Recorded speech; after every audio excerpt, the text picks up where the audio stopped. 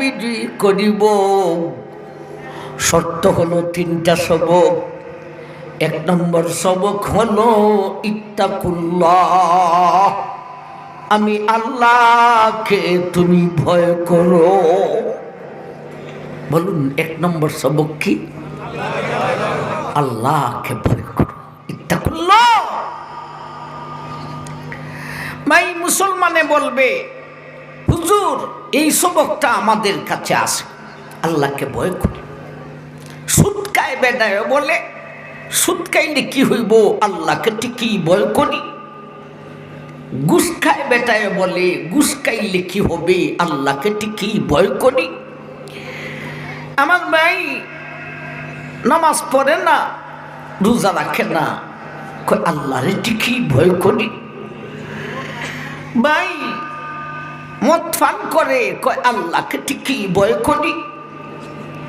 মহিলা ফেট দেখাইয়া, ফিট দেখাইয়া, মাথা কুলিয়া, চেহারা দেখাইয়া রাস্তায় ঘাটে অলিতে গলিতে ঘুরে মা ইলাতুন মুমিলা, বেডা পাগল করতে চায়, বেডা দিকে পাগল হইয়া যায়। এইরকম বেফর্দা দুয়ুষ্টি মহিলা, সেও বলে আমি বেফর্দা হলে কি হব, আল্লাহকে ঠিকই ভয় করি। যৌবন জ্বালায় সেরা সেরি ফেম ফিরিতি করে, কয় প্রেম করলে কি হবে, আল্লাহকে ঠিকই ভয় করি।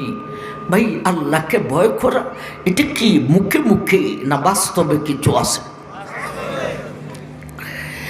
ইয়া আইয়ুহাল্লাযীনা আমানুত্তাকুল্লাহ, হে ঈমানদার,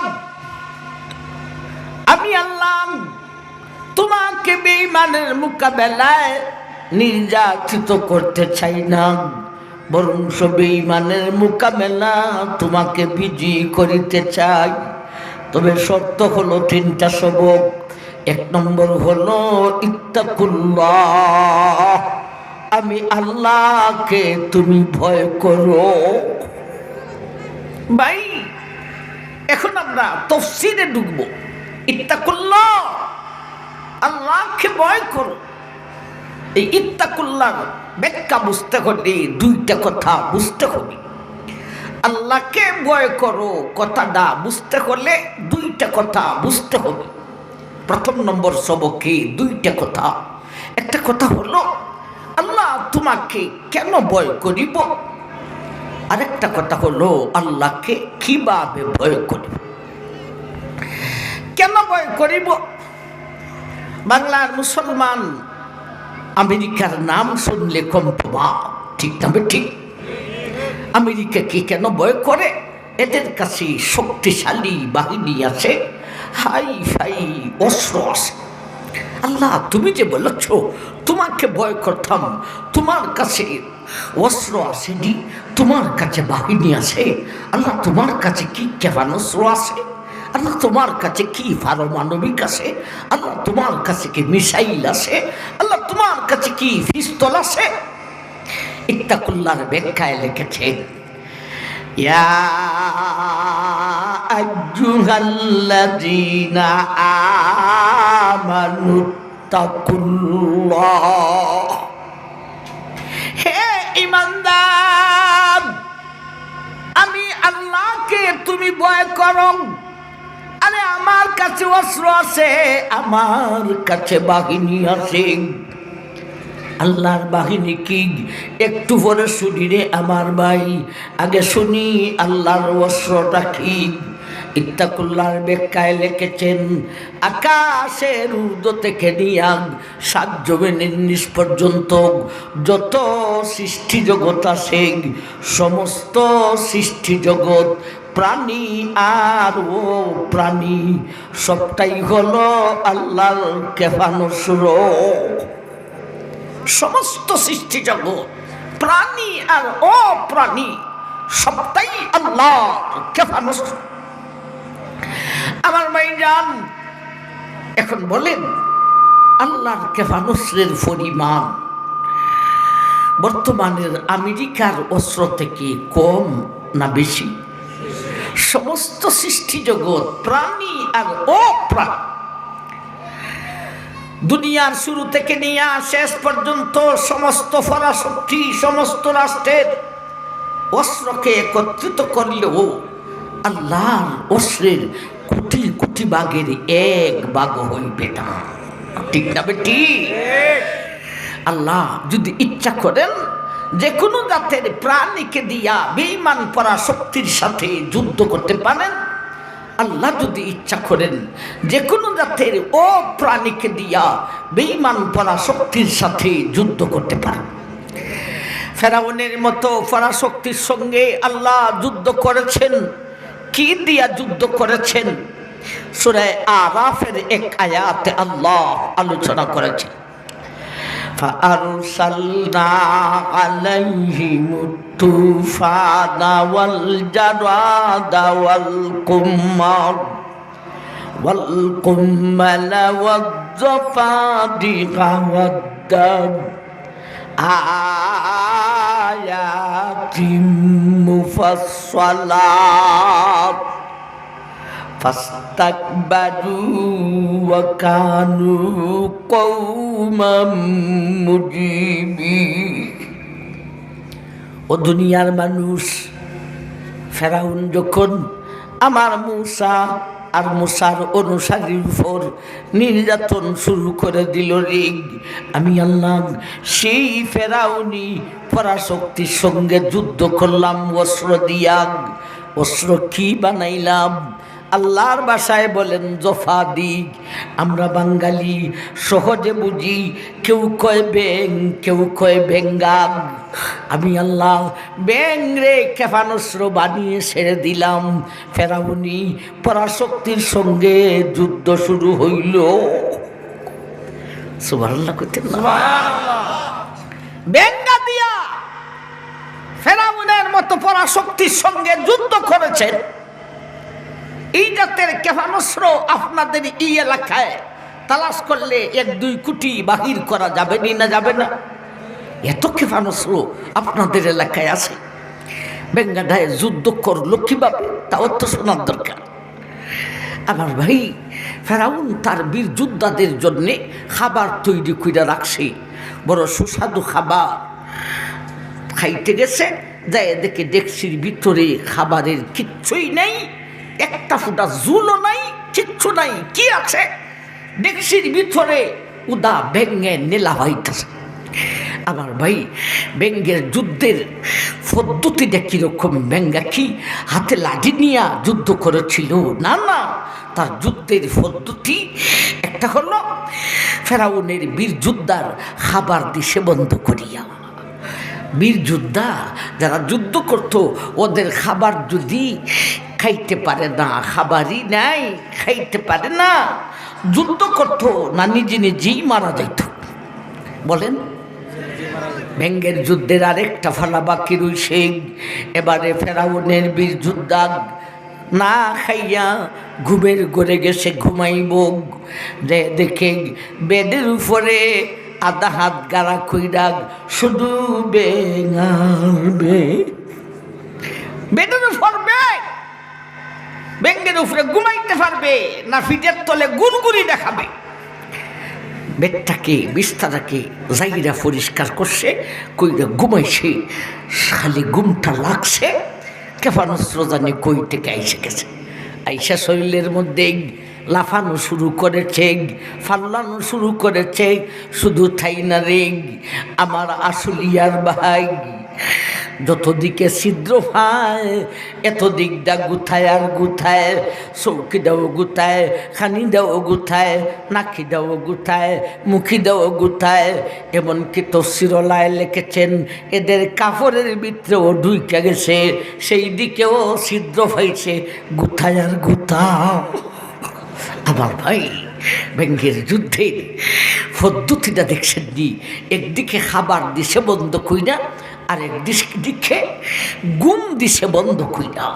যার খাবারও নাই, ঘুমও নাই, হে যুদ্ধ করত না নিজে নিজেই মারা যেত। এই হলো আল্লাহর যুদ্ধ। বেঙ্গা দিয়া ফেরাউনের মতো পরাশক্তির সঙ্গে যুদ্ধ করেছেন। সমস্ত প্রাণীও আল্লাহর ক্ষেপণাস্ত্র, সমস্ত ও প্রাণীও আল্লাহর ক্ষেপণাস্ত্র। প্রাণীর একটা যুদ্ধ শোনাইলাম, ও প্রাণীর একটা যুদ্ধ শোনাই। আলাম তারা কাইফা ফাআলা রাব্বুকা বিআদ ইরম যাতিল ইমাদ আল্লাতী লাম ইউখলাক মিসলুহা ফিল বিলাদ। ও দুনিয়ার মানুষ, আদ নামক একটা গোত্র ছিল, মাঠ ভরা ফসল, বাগান ভরা ফল। সেই দেশের মানুষ বড় শক্তিশালী ছিল, দেহ বড় বড় অধিকারী দেহ ছিল, সব বেঈমান। এদের থেকেই আল্লাহ এক নবী হযরত হুদ আলাইহিস সালাতু ওয়াস সালামকে নবী বানিয়ে পাঠাইলেন। আল্লাহ নবী হুদ দাওয়াত দিলেন, আরে ইমান তো আনলই না, উল্টা নবী হুদের উপর নির্যাতন শুরু করলো। সেই পরাশক্তি আদের সঙ্গে আল্লাহ যুদ্ধ করেছেন অস্ত্র দিয়া। অস্ত্র কি বানাইলেন? আলাম তারা কাইফা ফাআলা রাব্বুকা বিআদ। ও দুনিয়ার মানুষ, তোমাদেরকে সেই ইতিহাস জানা নাইনি, আদ গোত্রের ইতিহাস জানা নাইনি। আমি আদ গোত্রের সঙ্গে যুদ্ধ করেছিলাম বাতাস দিয়া। আমার ভাই, বাতাসের প্রাণ নাই, বাতাস দিয়া যুদ্ধ করেছেন। বেঙ্গার প্রাণ আছে, বেঙ্গা দিয়া যুদ্ধ করেছেন। দুইটা শুনাইলাম। এখন বলেন, আল্লাহর কাছে অস্ত্র আছে না? না, আল্লাহর কাছে বাহিনীও আছে। আল্লাহর বাহিনী, আল্লাহর জুনুদ, আল্লাহর বাহিনী হলো মালাইকা, ফেরেশতার দল। আমার ভাইজান, আল্লাহর বাহিনী আমেরিকার বাহিনী থেকে একটু কম হবে? কি পরিমাণে হবে? একায়েত আল্লাহ বলেন, আলাম তারাউ কাইফা খালাকাল্লাহু সাবআ সামাওয়াতিন তিবাকা ওয়া জাআলাল কামারা ফীহিন্না নূরান ওয়া জাআলাশ শামসা সিরাজা। ও দুনিয়ার মুসলমান, এ দুনিয়াবাসী, আমি আল্লাহ একটা আকাশ সৃষ্টি করি নাই, একটা না 7টি আকাশ সৃষ্টি করেছি। এই আয়াত প্রসঙ্গে বিশ্ব নবী বলেন, ও মায়ের উম্মত, এক একটা আকাশ দৈর্ঘ্য কত, প্রস্থ কত, ওই দৈর্ঘ্য আর প্রস্থের মাপ আমি নবী যদি বুঝাই রে, জগতের কোনো বৈজ্ঞানিকে বুঝবে না। এমন বিশাল 7টি আকাশ। এরপরে নবী বলেন, ও মায়ের উম্মত, এমন বিশাল 7টি আকাশের কোনো একটা আকাশে আধা হাত জায়গা খালি নেই, যেখানে আল্লাহর একজন বাহিনী ফেরেশতা দাঁড়ানো না। এত বাহিনী আল্লাহ বাহিনী দিয়া অনেক যুদ্ধ করেছেন। ইত্তাকুল্লাহর পূর্ণ ব্যাখ্যা করতে হলে আদম থেকে নিয়ে এ পর্যন্ত যত বেঈমান পরাশক্তির সঙ্গে যুদ্ধ হয়েছে সব বলতে হবে। আমরা প্রাণী থেকে 2টা বললাম, অস্ত্র। আমার ভাই, এখন বলতেছি আল্লাহর বাহিনী দিয়া অনেক যুদ্ধ করেছেন। একটা যুদ্ধের কথা বলি, আল্লাহ সূরা ইয়াসিনে আলোচনা করেছেন, ইন কানাত ইল্লা সাইহাতাম ওয়াহিদাতান ফাইযা হুম খাবিদুন ইয়া হাসরাতান আলাল গিবাদ মা ইয়াতিহিম মির রাসূলিন ইল্লা কানু বিহি ইস্তাহজিউন। ইন্তাকিয়া নামক একটা গোত্র ছিল রে। মাঠ ভরা ফসল, বাগান ভরা ফল, দেশের চতুর্দিকে মহাপ্রাচীর, মাঝে মধ্যে গেট। এই দেশের মানুষ সব বেঈমান। এই দেশের হেদায়েতের জন্যে, মানুষের হেদায়েতের জন্যে নবী ভাড়াইলেন তিনজন। কতজন? সাদিক, সুদুক, সামাউন আলাইহিমুসসালাতু সালাম। তিন নবী পাঠাইলেন। তিন নবী ইমানের দাওয়াত দিতে দিতে ইমান গ্রহণ করলেন মাত্র একজন ব্যক্তি, হাবিবে নাজ্জার, যার নাম ছিল হাবিব। নাজ্জার উপাধি, গরিব মানুষ, কাঠুরি, পাহাড়ে লাকড়ি কেটে গাঠুরি বেঁধে কাঁধে বহন করিয়া বাজারে নিয়ে বিক্রি করে পরিবারের খরচা চালাইতেন। এমন একজন গরিব মানুষ হাবিবে নাজ্জার। শুধু তিনি ঈমান গ্রহণ করলেন, আর কেউ ঈমান গ্রহণ করে না।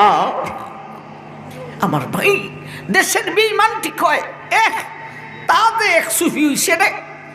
আমরা কি ঈমান আনলাম না, তাই ঈমান আনছে দর করতে করতে ইন্না লিল্লাহ। আল্লাহর ওলি হাবিবে নাজ্জারকে নির্মমভাবে জালেমরা শহীদ করে দিয়েছে। আল্লাহর সহ্য হয়। আল্লাহ সেই ইন্তাকিয়া পরাশক্তির সঙ্গে যুদ্ধ করেছেন। কি দিয়া যুদ্ধ করেছেন? ইনকানাত ইল্লা সাইহাতাম ওয়াহিদাতাম ফাইদা হুম খামিদুন ইয়া হাসরাতান আলাল ইবাদ মা ইয়াতিহিম মির রাসূলিন ইল্লা কানু বিহি ইস্তাহজিউন। ও দুনিয়ার মানুষ, সেই ইন্তাকিয়া গোত্রের সঙ্গে আমি আল্লাহ যুদ্ধ করেছি আমার বাহিনী দিয়া। কোটি কোটি অগণিত বাহিনী থেকে আমি আল্লাহ মাত্র একজন বাহিনী পাঠাইলাম। ইনি হলেন আমার ফেরেশতা হযরত জিবরাইল। আল্লাহ যুদ্ধ করার জন্য একটা পরাশক্তির সঙ্গে বাহিনী পাঠাইলেন। কতজন? একজন। অস্ত্র দিলেন কতটা? একটাও না। আমাদের যুদ্ধ আর আল্লাহর যুদ্ধে ব্যবধান আছে। আমাদের যুদ্ধ বাহিনী নিজে নিজে যুদ্ধ করতে পারে না, অস্ত্র লাগে। অস্ত্র নিজে নিজে যুদ্ধ করতে পারে না, বাহিনী লাগে। কিন্তু আল্লাহর যুদ্ধের সিস্টেম এইটা নয় রে। আল্লাহ যখন অস্ত্র দিয়া যুদ্ধ করতে চান, বাহিনীর কোনো প্রয়োজন হয় না। বেঙ্গা দিয়া যুদ্ধ করেছেন বা তার দিয়া যুদ্ধ করেছেন, বাহিনীর কোনো প্রয়োজন হয় না। এমনিভাবে আল্লাহ যখন বাহিনী দিয়া যুদ্ধ করে রে, বাহিনীর হাতে অস্ত্র তুলে দিতে হয় না। আল্লাহর যুদ্ধের সিস্টেম। আল্লাহ বাহিনী পাঠাইলেন একজন, অস্ত্র দিলেন না একটাও। উল্টা আরো সতর্ক কইরা দিলেন, জিবরাইল তুমি সেটায় দিয়া যুদ্ধটা কিভাবে করবে।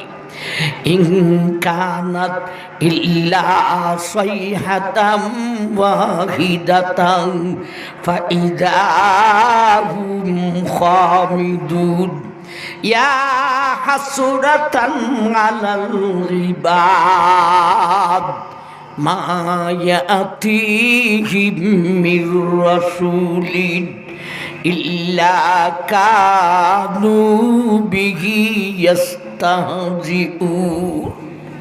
ও দুনিয়ার ইমানদার, বাহিনী পাঠাইলাম মাত্র একজন, অস্ত্র দিলাম না একটাও। উল্টা আরো সতর্ক করে দিলাম, এ জিবরাইল তুমি সেটাই দেয়া যুদ্ধ যে করবে রে, সাবধান, তোমার গায়ে অনেকগুলি ডানা দিয়েছি, একটা ডানারও শক্তি তুমি সেটায় প্রয়োগ করিও না। বাহিনী পাঠাইলেন একজন, অস্ত্র একটাও না। উল্টা আরো সতর্ক, জিবরাইল তোমার ডানার শক্তি প্রয়োগ করিও না। এই বাহিনীকে সতর্ক না করলে বিপদ আছে। এর আগে আল্লাহ এই বাহিনীকে দিয়া লূত গোত্রের সঙ্গে যুদ্ধ করেছিলেন। সেখানে একটা ডানার শক্তি প্রয়োগের অনুমতি দিয়েছিলেন। একটা ডানার অনুমতি হইয়া জিব্রাইল সেই দেশে ঢুকা একটা ডানা মাটির নিচে ঢুকাইছে, 70 গজ নিচে ঢুকাইছে। দেশের এক প্রান্ত থেকে নিয়ে আরেক প্রান্ত পর্যন্ত 70 গজ মাটির নিচে হলো তার ডানা। এবারে থাম দিল কর্দে কৌমেঘ লুটে রাজে রোজবর। ও দুনিয়ার মানুষ, 70 গজ মাটির নিচে একটা দানা ঢুকাইছে। এবারে টান দিল দে, 70 গজ মাটি উলট ফলট করিয়া দিয়েছে। 70 গজ নিচের মাটি উপরে চলিয়া আসে, উপরের মাটি 70 গজ নিচে চলিয়া গেছে। লুত দেশের মানুষ একসঙ্গে 70 গজ মাটির ছাপা খাইয়া একসঙ্গে তাদের মরণ হয়ে গেছে। এমন বাহিনীকে যদি সতর্ক করে না দেন, আর ইনতাকিয়া আইসা এক ডানা না সবটি ডানা লাগাইয়া দে, তাহলে ইনতাকিয়ার অধিবাসী কেন, এক জমিন কেন, ইনতাকিয়ার 7 জমিনের মাটি সহ সব আকাশে উঠাই। এত পাওয়ার তার ডানার মধ্যে, এত শক্তি তার ডানা। আমার ভাই তাইলে আল্লাহ জিব্রাইলকে বইলা দিলেন যুদ্ধটা কেমনে করবে। ইনকানাত ইল্লা সাইহাতাম ওয়াহিদাতাম ফাইদাহুম খামিদুন ইয়া হাসরাতান আলাল ইবাদ মা ইয়াতিহিম মির রাসূলিন ইল্লা কানু বিহি ইস্তাহজিউন। ও জিব্রাইল, তুমি সেটা যে যুদ্ধ করবে, সাবধান, তোমার গায়ের একটা দানার শক্তিও তুমি সেটায় প্রয়োগ করিও না। বরং তুমি যুদ্ধটা কেমনে করবে রে, ওই দেশের চতুর্দিকে মহাপ্রাচীর, মাঝে মধ্যে গেট। ও জিব্রাইল, তোমার দেহের এক একটা অঙ্গ এক একটা গেটে পৌঁছাইয়া শুধু চিক করে একটা বিকট আওয়াজ মারিয়া দিবে। ফাইদাহুম খামিদুন। জিব্রাইল এমনই করলেন রে, এমন বিকট আওয়াজ হইল, ইনতাকিয়ার সমস্ত মানুষ একসঙ্গে হাতফিল করিয়া মারা গেল। আল্লাহর ওলি হাবিবে নাজ্জারকে শহীদ করে দিল। আল্লাহ এক বাহিনী দিয়া যুদ্ধ করেছেন, একটা চিক মাত্র বিকট আওয়াজ দিয়েছে, সারা দেশের সব মানুষ একসঙ্গে সবটি শেষ হয়ে গেছে। এখন বলুন, আল্লাহর কাছে অস্ত্র আর বাহিনী আসে না? না। আমাদের কথা কোথায় ছিল? 1 নম্বর সবক, ইত্তাকুল্লাহ, আমি আল্লাহকে ভয় করো। 2টা কথা বুঝতাম, আল্লাহকে কেন ভয় করিব, আল্লাহকে কিভাবে ভয় করিব, আল্লাহকে কেন ভয় করিব। আমরা ভয় করি 2 কারণে, অস্ত্র আর বাহিনীর কারণে। আল্লাহর কাছে অস্ত্র আর বাহিনী আসে না? নাই। কি পরিমাণে আসে রে! দুনিয়ার শুরু থেকে শেষ পর্যন্ত সমস্ত পরাশক্তি, সমস্ত রাষ্ট্রপ্রধানের অস্ত্র আর বাহিনীকে একত্রিত করলেও আল্লাহর অস্ত্র আর বাহিনীর কোটি কোটি ভাগের 1 ভাগ হইবে না। তাইলে আল্লাহকে কেন ভয় করিব? আল্লাহর কাছে অস্ত্র আসে, আল্লাহর কাছে বাহিনী আসে। এখন আসুন, কিভাবে ভয় করিব? শুধু মুখে বললেই হবে নি আমি আল্লাহকে ভয় করি, মুখে বললেই হবে না। একজনে আরেকজনকে ভয় করে কিভাবে? উনি যা নিষেধ করে তা সে সারিয়া দে। মাদ্রাসার ছাত্ররা হুজুরকে ভয় করে। কেন ভয় করে? কিভাবে ভয় করে? হুজুর যা নিষেধ করেন তা সে সারিয়া দে। তাইলে আল্লাহকে ভয় করার মতলবটা কি, অর্থটা কি, সুরতটা কি? আল্লাহ যা নিষেধ করেছেন তা সারিয়া দিতে হবে। আল্লাহ বলেছেন সুদ খাইও না, সুদ ছাড়িয়া দাও। আল্লাহ বলেছেন ঘুষ খাইও না, ঘুষ ছাড়িয়া দাও। আল্লাহ বলেছেন মদ খাইও না, মদ ছাড়িয়া দাও। আল্লাহ বলেছেন জিনা বেবিচারে যাইও না, এই সমস্ত জঘন্যতম গুনাহ ছাড়িয়া দাও। আল্লাহ বলেছেন প্রেম প্রীতি করিও না, এইগুলি ছাড়িয়া দাও। আল্লাহ বলেছেন বান্দি গো, তোমার গায়ের সৌন্দর্যতা ফেট ফিট চেহারা মাথা দেখাইয়া রাস্তায় ঘাটে ঘুরো না। ও বেফর্দা বেটি, দুয়ুষ্ণগিরি সারিয়া দাও, তাইলে আল্লাহকে ভয় করা হইব। এখন বলুন, মুসলমানে এইগুলি ছাড়ছেনি? তাইলে বিজয়ীর প্রথম নম্বর সবকই আমাদের কাছে না। এখন বলেন, আল্লাহ আমাদেরকে বেঈমানের হাতে নির্যাতিত করেন না আমাদের স্বভাবের কারণে নির্যাতিত হই? বলেন, স্বভাবের কারণে আমরা নির্যাতিত হই। এখন আসুন 2 নম্বর সবকে যাইব। 1 নম্বর সবক কি বুঝলাম? আল্লাহকে ভয় কর। এই সবকের সারমর্ম কি দাঁড়াইল? আল্লাহ যা নিষেধ করেছেন তাকে তুমি বর্জন করো। আসুন 2 নম্বর সবক, ওয়াবতাগু ইলাইহিল ওয়াসিলা। ও দুনিয়ার ইমানদার, তুমি বেঈমানের মোকাবেলায় নির্যাতিত হবে না, বরং বিজয়ী হবে রে। শর্ত হলো 3টা সবক। 1 নম্বর সবক হলো আমি আল্লাহকে তুমি ভয় করো।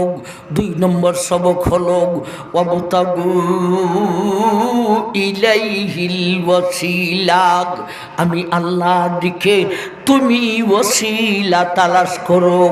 আমি আল্লাহর সঙ্গে তুমি মহব্বতের সাথে মিলো। আমি আল্লাহর সঙ্গে তুমি সম্পর্ক করো। আমি আল্লাহর সঙ্গে তুমি দুস্তি করো। আমি আল্লাহর সঙ্গে তুমি বন্ধুত্বতা স্থাপন করো। একবার কোন সুবহানাল্লাহ। 2 নম্বর সবক হলো আল্লাহ বলেন আমার সঙ্গে দুস্তি করো। দুস্তি বুঝেন না বন্ধু বুঝেন? দুটোই বুঝেন। আমার সঙ্গে দুস্তি করো। ও ভাই দেখেন, আমরা দুনিয়ার চরাচরিত প্রথা অনুযায়ী সমাজের মধ্যে যা দেখি আর যা শুনি, যার পাওয়ার যত বেশি হয় তার দরবার তত কঠিন হয়। বলুন কথাটা ঠিক না ঠিক? দরবার মানে তার সাথে সম্পর্ক করা খুব কঠিন হয়। ধরে নেন আমাদের বর্তমানের বাংলাদেশের তারেক রহমান সাহেব, যে কোনো জন্যে তার সঙ্গে বন্ধুত্বতা করতে পারবেননি। আমার ভাই কেন? তার পাওয়ার বেশি। পৃথিবীর সবচাইতে শক্তিধর রাষ্ট্র আমেরিকা, ডোনাল্ড ট্রাম্প। এই ট্রাম্পের সঙ্গে বাংলার কোনো নারী পুরুষ বন্ধুত্বতা করতে পারবেননি। তার দরবারে এত কঠিন কেন? তার পাওয়ারটা বেশি। পাওয়ার বেশি কেন? তার অর্থ বেশি, বাহিনী বেশি, এই জন্য তার পাওয়ার বেশি। এখন বলুন, যার পাওয়ার যত বেশি হয় তার দরবার তত কঠিন হয়। এখন বলুন, সবচাইতে পাওয়ার বেশি কার? সবচাইতে অস্ত্র আর বাহিনী বেশি কার? আল্লাহ। তাইলে পাওয়ারটা বেশি সবচাইতে আল্লাহ।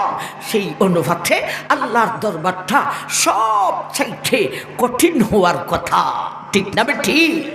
কিন্তু দয়াল আল্লাহ রহমান রহিম 2 নম্বর সবক দিয়েছেন, ওয়াবতাগু ইলাইহিল ওয়াসিলা। এ দুনিয়ার ইমানদার, আমার পাওয়ার সব চাইতে বেশি, কিন্তু আমার দরবারটা সব চাইতে কঠিন নয় দিক। আমার দরবারটা হলো সবচাইতে সহজ। আমি আল্লাহ ইচ্ছা করে চাই তুমি আমার সঙ্গে দুস্তি করো। একবার বলুন সুবহানাল্লাহ। এত পাওয়ারফুল শক্তিশালী আল্লাহ, কিন্তু তার দরবার একেবারে সহজ। ইনি ইচ্ছা করে বলেন আমার সঙ্গে দুস্তি করো। দুস্তি করার জন্যে সবের জন্যে মহব্বতের দরওয়াজা খুলে দিয়েছি। যেমনভাবে আপনাদের বক্তা মিরপুরি, সিলেটটা মিরপুরি, ঢাকাইয়া মিরপুরি না, আমি সিলেটের মিরপুরি, আমার মিরপুরে কোনো নাম্বার নাই। আমার ভাই ও সিলেটিয়া মিরপুরি, যেমন ভাবে আমি আল্লাহ তোমার জন্য মহব্বতের দরওয়াজা খুলে দিয়েছি, তেমন ভাবে মিরপুরির শ্রোতা জনসাধারণ তোমাদের জন্যও মহব্বতের দরওয়াজা খুলে দিয়েছি। যেমন ভাবে অট্টালিকার মালিক তোমার জন্য মহব্বতের দরওয়াজা খুলে দিয়েছি, তেমন ভাবে কুরের ঘরের মালিক রে তোমার জন্যও মহব্বতের দরওয়াজা খুলে দিয়েছি। আমি আল্লাহ ইচ্ছা করে চাই তুমি আমার সঙ্গে দুষ্টি করো। ইনি হলেন আল্লাহ। 2 নম্বর সবক কি? আল্লাহর সঙ্গে দুষ্টি করো। এখানেও 2টা কথা বুঝার আছে। যেমনভাবে 1ম নম্বর সবকে 2টা কথা বুঝার ছিল, তেমনভাবে 2 নম্বর সবকেও 2টা কথা বুঝার আছে। একটা কথা হলো আল্লাহ তোমার সঙ্গে দুষ্টি করতাম, একটা কথা হলো তোমার তো দেখা হয়ে যায় না, দুষ্টি করব কিভাবে। আর একটা কথা হলো দুষ্টি করতে করলে কিছু দিয়া দুষ্টি করতে হয়, ঠিক না? ঠিক। আল্লাহ তোমারে দেখা যায় না, তোমার সঙ্গে দুষ্টি করব কিভাবে? 2 নম্বরে তোমার সঙ্গে কি দিয়া দুষ্টি করিব? দুষ্টার মন রাখিতে কিছু দিতে হয়, ঠিক না? ঠিক। মা বাবারও মন রাখিতে কিছু দিতে হয়, সন্তানেরও মন রাখিতে কিছু দিতে হয়, স্বামীরও মন রাখিতে কিছু দিতে হয়, স্ত্রীরও মন রাখিতে কিছু দিতে হন। আল্লাহ তুমি যে বলেছ তোমার সঙ্গে দুষ্টি করব, কি দিয়া দুষ্টি করিব? আল্লাহ তোমার কি লঙ্গি দিব না শাড়ি দিব, স্বর্ণ দিব না রূপা দিব, টাকা দিব না ডলার দিব, কি দিয়া তোমার সঙ্গে দুষ্টি করিব? আমার ভাই আপনাদের দেখাইয়া একটা ছোট্ট গানের ছন্দ আমার স্মরণ হয়েছে, কইতাম নি? যদি সুন্দর একটা মুখ পাইতাম, বংশীর একটা ফানের কিলি তারে বানাই খাওয়াইতাম, আর বিদাইতাম আর শুকাইতাম যতন কইরা রাখিতাম, সদর গাট্টা ফানের কিলি তারে বানাই খাওয়াইতাম। নাউযুবিল্লাহ। ও মাওলা তুমি যে বলেছ তোমার সঙ্গে দুষ্টি করতাম, শাড়ি লাগবে না লঙ্গি লাগবে, স্বর্ণ লাগবে না রূপা লাগবে, টাকা লাগবে না ডলার লাগবে, কি দিয়া দুষ্টি করিব? বংশীর একটা ফানের কিলি লাগবো না সদর গাট্টা ফানের কিলি লাগবো? তোমারে দেখা যায় না, কিভাবে দুষ্টি করিব? কি দিয়া দুষ্টি করিব? এই 2টা কথা বোঝার দরকার ভাই। আল্লাহরে দেখাই যায় না, আল্লাহ তোমার সঙ্গে কিভাবে দুষ্টি করি? ভাই দুষ্টি করার জন্যে দেখা শর্ত নয়, দুষ্টি করার জন্যে পাওয়া হইল শর্ত। দেখা শর্ত না পাওয়া শর্ত। আপনারা আমারে দেখেননি না দেখেন না, আমি আপনাদেরকে দেখিনি না দেখি না, দুষ্টি হয়েছিনি না। আগামী বছর এখানে আসলে পরে যদি আপনারা এখন দুস্থ আমার দুস্থ কেমন আছেন, আমি তোমার সাথে আবার দুষ্টি হইল কবে? আরে গত বছর না আপনি ওয়াজ করলেন, আমি ফ্যান্ডালের নিচে ছিলাম, আমি আপনাকে চিনি না। আমার ভাই দেখলেই দুষ্টি হয় না, দুষ্টি করার জন্য শর্ত হইল ফাইতে হবে। এখন বলুন আল্লাহকে যদিও দেখা যায় না, আল্লাহকে পাওয়া যায় না যায় না? কই কই পাওয়া যায়? মাবুদ মৌলার ঠিকানাটা কি? একায়েতে আল্লাহ বলেন ওয়া নাহনু না'লামু মা তুওয়াসবিসু বিহি নাফসুহু ওয়া নাহনু আকরাবু ইলাইহি মিন হাবলিল ওয়ারিদ। ও দুনিয়ার ইমানদার, আমাকে দেখা যায় না, দুষ্টি করবে কিভাবে? আর দুস্তি করার জন্যে দেখা শর্ত নয় রে, দুস্তি করার জন্যে পাওয়া হইল শর্ত। আমি আল্লাহকে যদিও দেখা যায় না রে, আমি আল্লাহকে পাওয়া যায়। কই কই পাওয়া যায়? যেমনভাবে আরও সাথে পাওয়া যায়, তেমনভাবে ফাতালেতে পাওয়া যায়। যেমনভাবে আকাশেতে পাওয়া যায়, তেমনভাবে জমিনেতেও পাওয়া যায়। যেমনভাবে সৌদিতে পাওয়া যায়, তেমনভাবে বাংলাতেও পাওয়া যায়। যেমনভাবে সিলেটে পাওয়া যায়, তেমনভাবে ঢাকাতেও পাওয়া যায়। এ বন্দারে বান্দিগণ, আমি আল্লাহ তোমার বন্ধু বান্ধব থেকে নিকটে, আমি আল্লাহ তোমার মা বাবা থেকেও নিকটে, আমি আল্লাহ তোমার সন্তানাদি থেকে আরো নিকটে, আমি আল্লাহ তোমার বেগম থেকেও নিকটে, আমি আল্লাহ তোমার স্বামী থেকে গো নিকটে, আমি আল্লাহ তোমার সারগের চাইতে আরো নিকটে। আল্লাহর মতো এত নিকটে কেউ নাই, আল্লাহর মতো এত আপন জগতে কেউ না। বলুন কতটা ঠিক না ঠিক? যে কোনো জন দুশ্মন হতে পারে, সন্তানও দুশ্মন হতে যেতে পারে, আল্লাহর মতো এত নিকটে কেউ নাই, আল্লাহর মতো এত আপন জগতে কেউ না। তাইলে দুস্তি করা যাবে না যাবে না? এখন কি দিয়া দুষ্টি করিব? অবতাগু ইলাইহিল ওয়াসিলা। এই অংশের কয়েকটা ব্যাখ্যা থেকে একটা ব্যাখ্যা হলো অবতাগু ইলাইহিল ওয়াসিলা, আমি আল্লাহর দিকে তুমি ওসিলা তালাশ করো, আমার সঙ্গে মোহব্বতের সাথে মিলোগ। বলতে আমি আল্লাহ যা আদেশ করেছি তুমি তা পালন করো। আল্লাহর আদেশ পালন করলে আল্লাহর সঙ্গে দুস্তি হইয়া যাও। আল্লাহর আদেশ পালন করো। আমার নাই আগের সবক ছিল আল্লাহকে ভয় করো, সারমর্ম হলো আল্লাহর নিষেধকে বর্জন করো। এখন আর সবক হলো আল্লাহর সঙ্গে দুস্তি করো, সারমর্ম হলো আল্লাহর আদেশ পালন করো। ও নমাজি ভাই, ও নমাজি বোন, তুমি শুই না খুশি হইবে গো। আমরা যখন নমাজ দাঁড়াই, আল্লাহ আমাদের সঙ্গে দুস্তি করেন, এমনকি দুস্তিয়ানা কথাবার্তা বলেন। আমরা নমাজিরা জানি না, কইতে পারি না, শুনি না।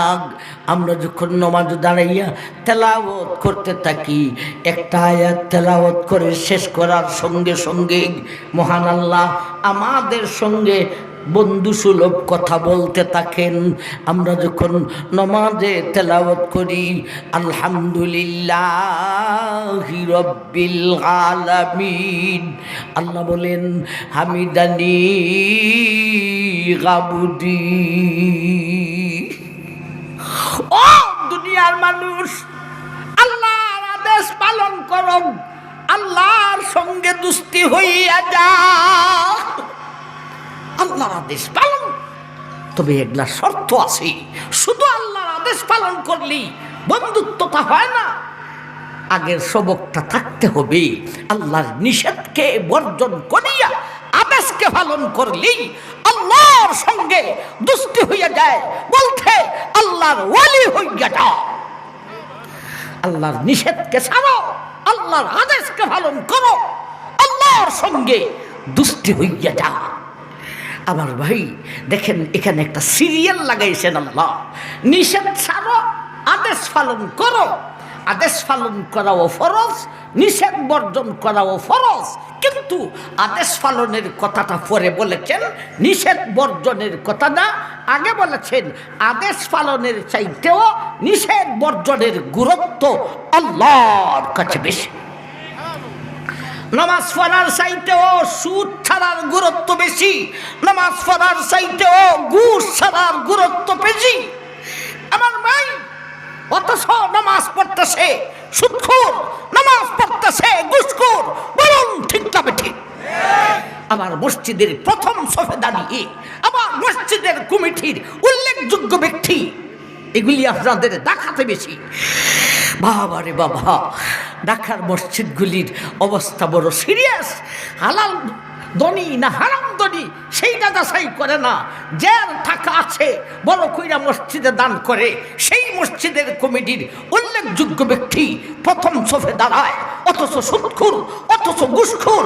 আল্লাহ বলেন নামাজের চাইতেও সুদ ছাড়ার গুরুত্ব বেশি, নামাজের চাইতেও ঘুষ ছাড়ার গুরুত্ব বেশি, নামাজের চাইতেও জিনা ছাড়ার গুরুত্ব বেশি।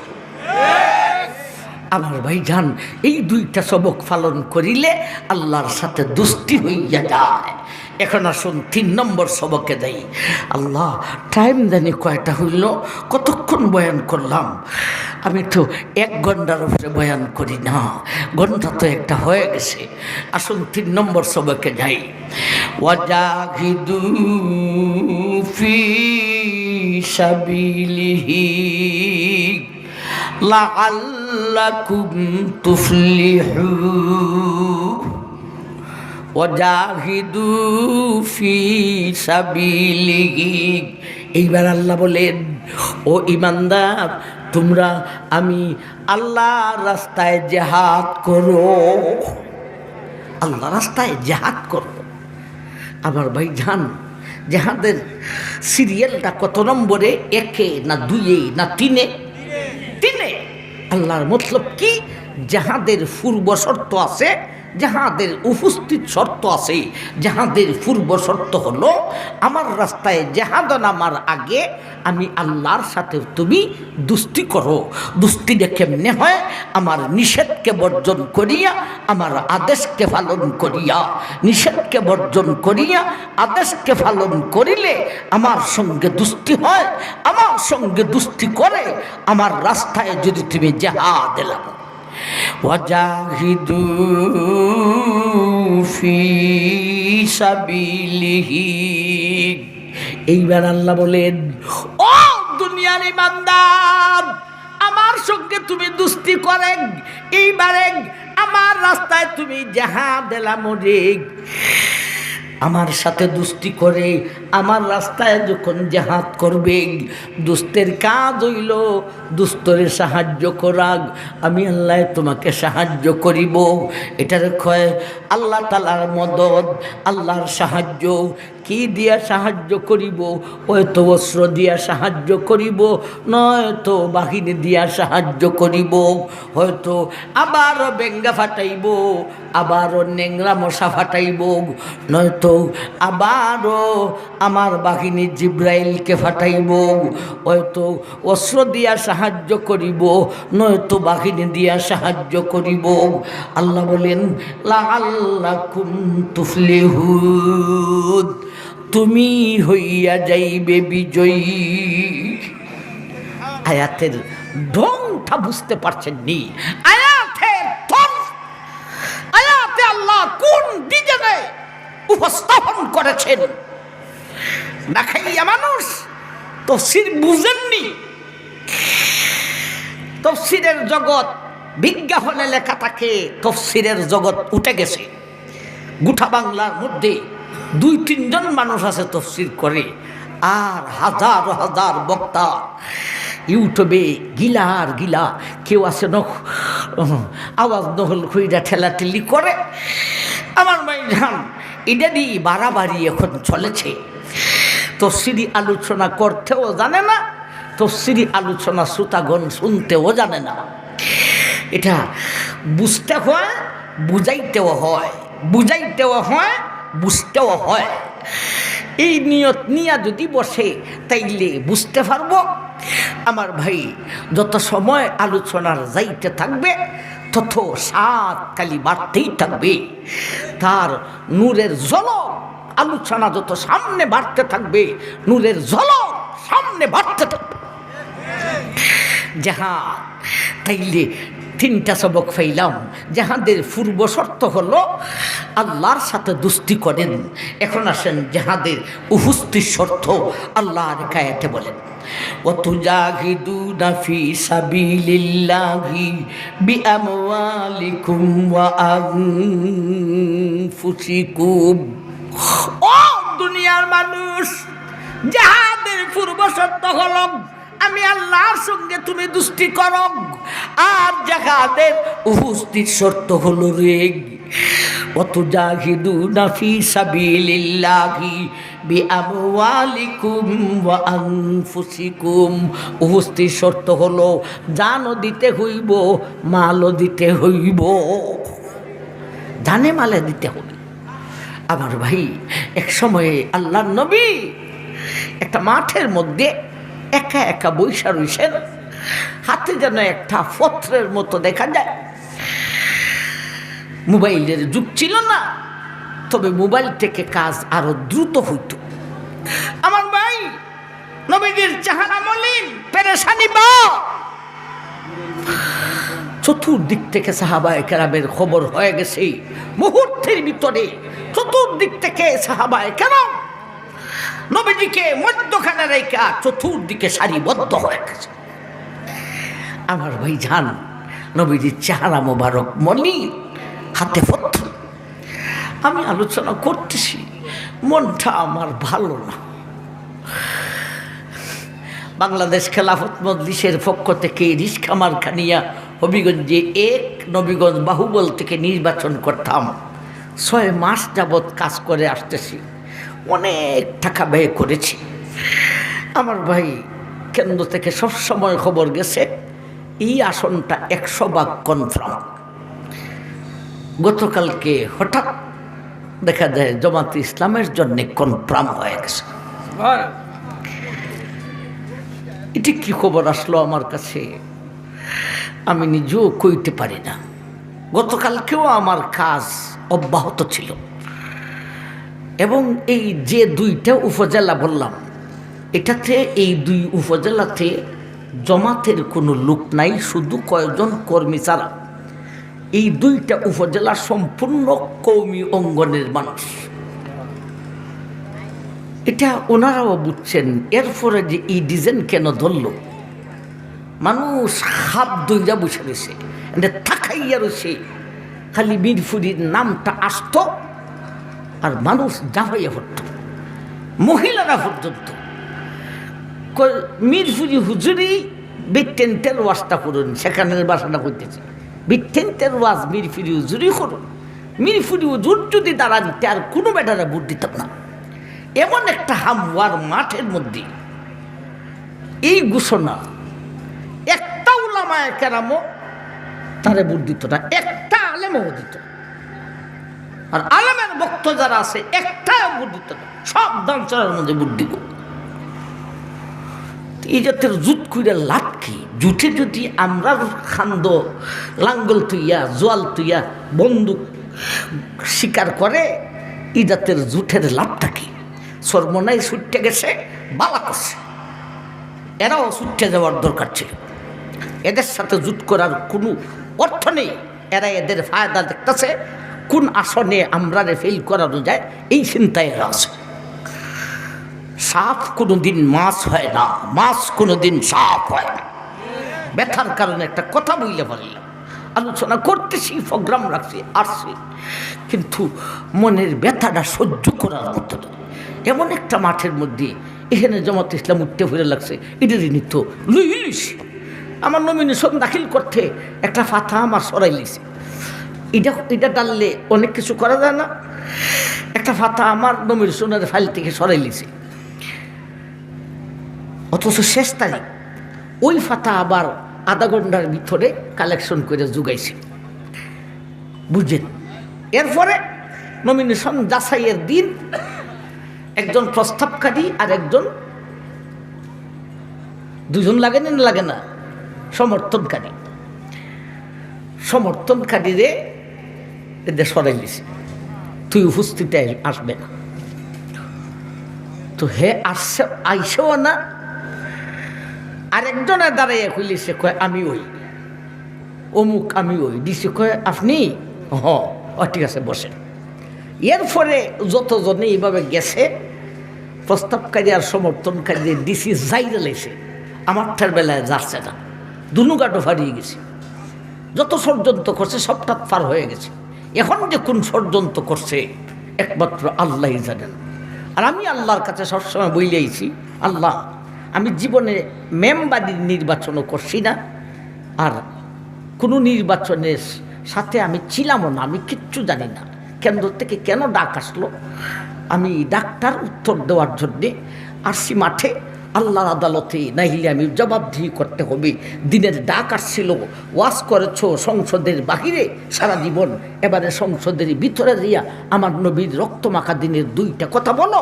সেই দিকে তাকাইয়া আমি মাঠে নামছি, কিন্তু আল্লাহকে বলছি, আল্লাহ যদি আমার দ্বারা তোমার নবীর রক্তমাখা দিনের খেদমত হয় না এবং এই দুই উপজেলার পূর্ণ হক আমি আদায় করতে পারি না, তাহলে আমারে বানাইও না।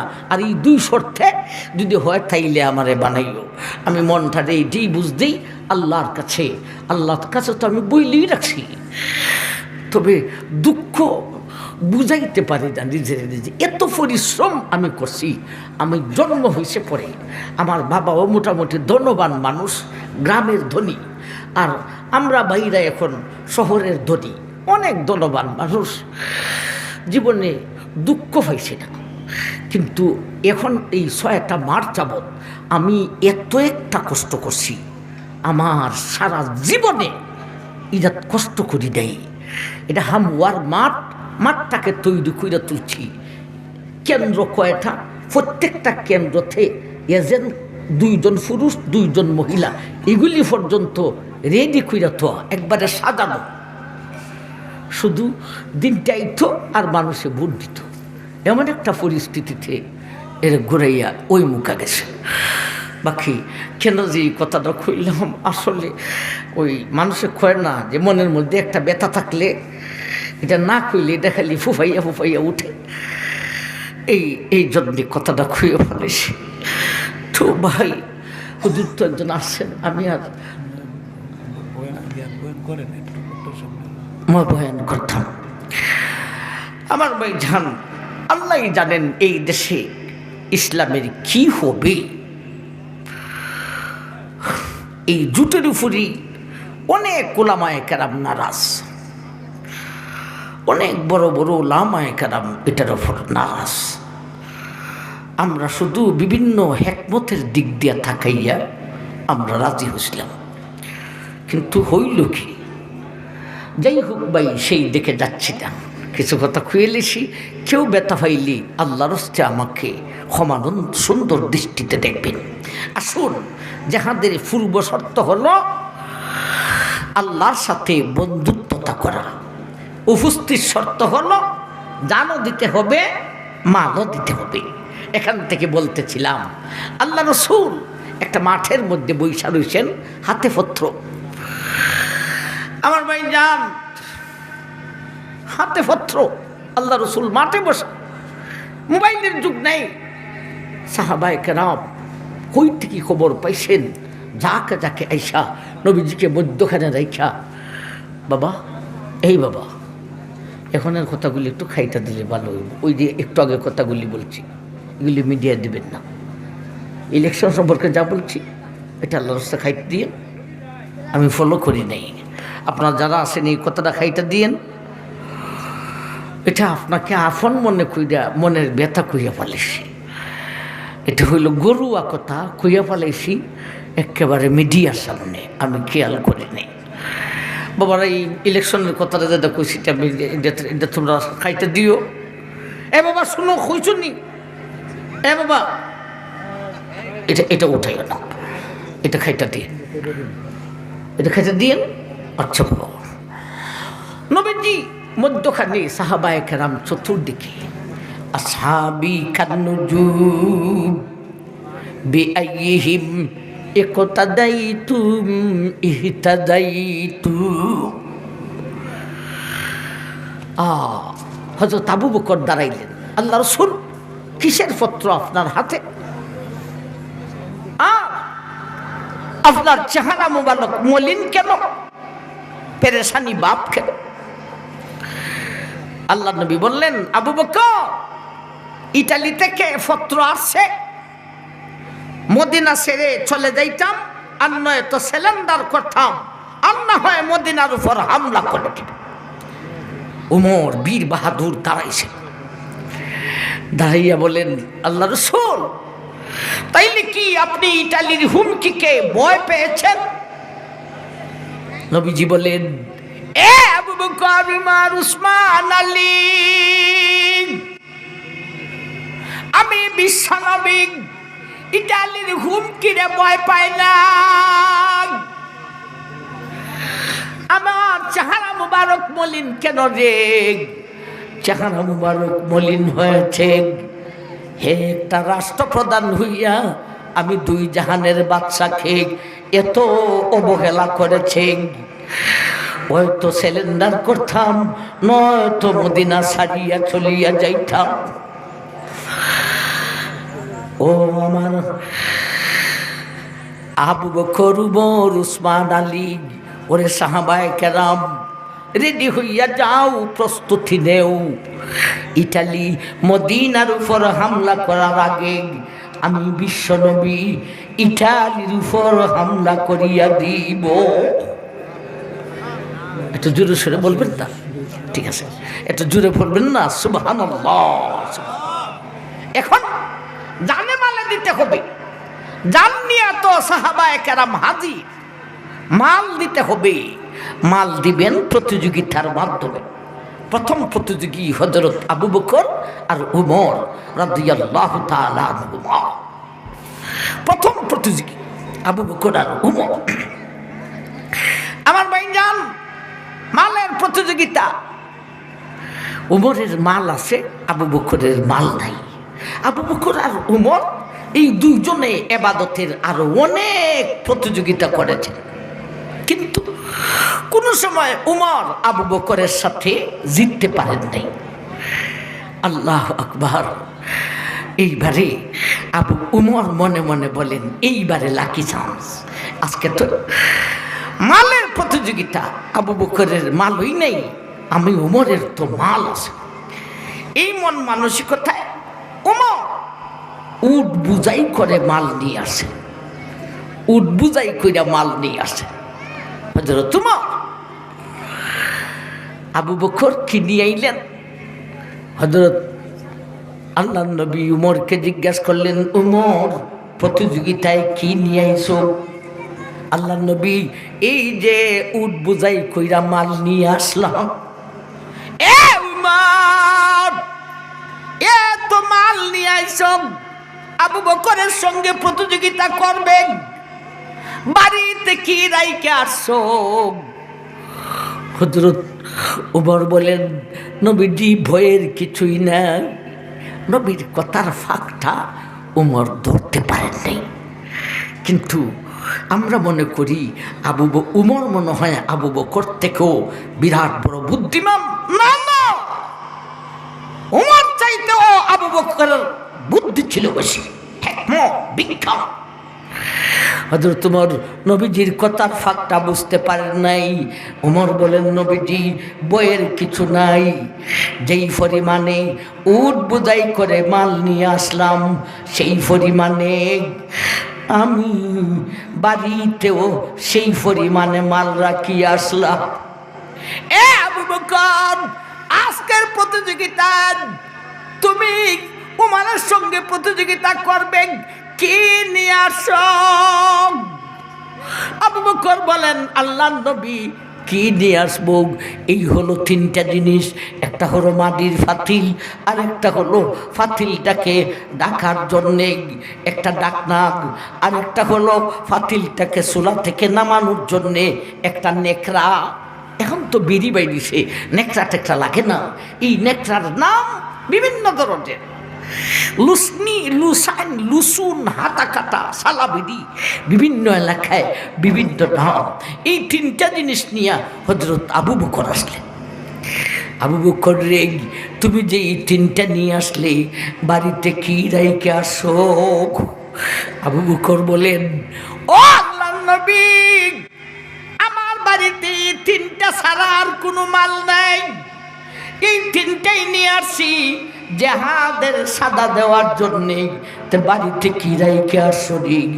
ও আল্লাহর নবী, বাড়িতে কোনো মাল নাই, আল্লাহর রসুলকে রাখিয়া আসিলাম। আমার ভাই, নবী বলেন, উমর আমার আবু বকরের সাথে প্রতিযোগিতায় পারব না।